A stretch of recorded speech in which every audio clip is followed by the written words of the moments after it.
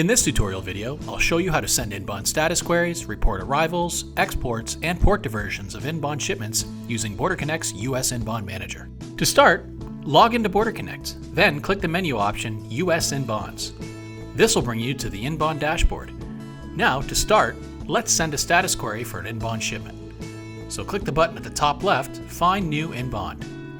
Next, enter the inbound entry number.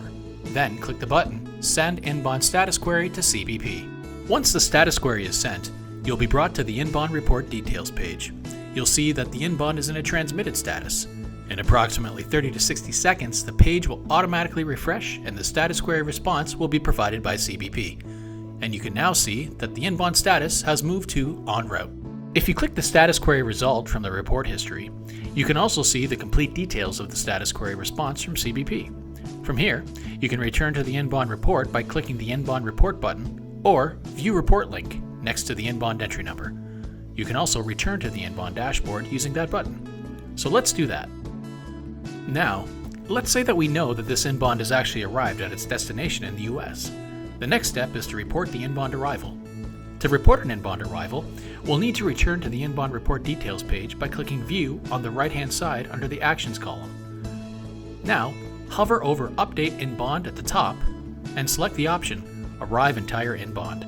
This brings you to the Send Inbound Arrival message page. You'll first notice that some of the info is already pre-filled based on the inbound report details, such as the inbound entry number and US inbound destination. Now, enter the firm's code. As per the note, if you don't know the firm's code, you can enter the port code above to see a list of all the firm's code options for that port. Next, enter the inbound arrival date and time. Then, navigate to the bottom and click Send Inbound Arrival Message to CBP. You'll be brought back to the inbound dashboard, and your inbound will be in a transmitted status. After about 30 to 60 seconds, CBP will respond to the arrival request. And it looks like CBP has accepted the arrival request. Our inbound arrival has now been reported successfully.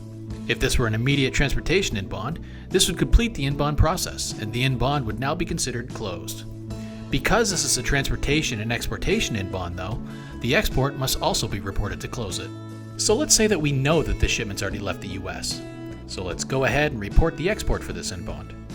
Once again, hover over Update Inbound, and this time, select Export Entire Inbound. As you can see, some of the information is already pre-filled based on the inbound report details.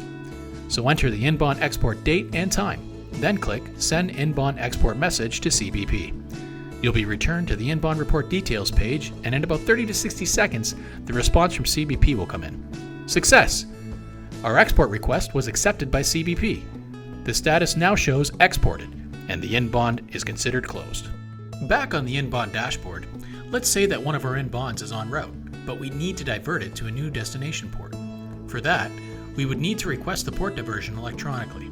To send an inbound port diversion, navigate to the inbound shipment from the inbound dashboard and click View on the right-hand side to get the inbound report details. Now, hover over the button Update Inbound and select the option Send Port Diversion Request. This will bring you to the Send Inbound Port Diversion Message to CBP page. The inbound entry number will already be pre-filled. Next, enter the new US inbound destination, the inbound port diversion date and time, then the liable bonded carrier ID.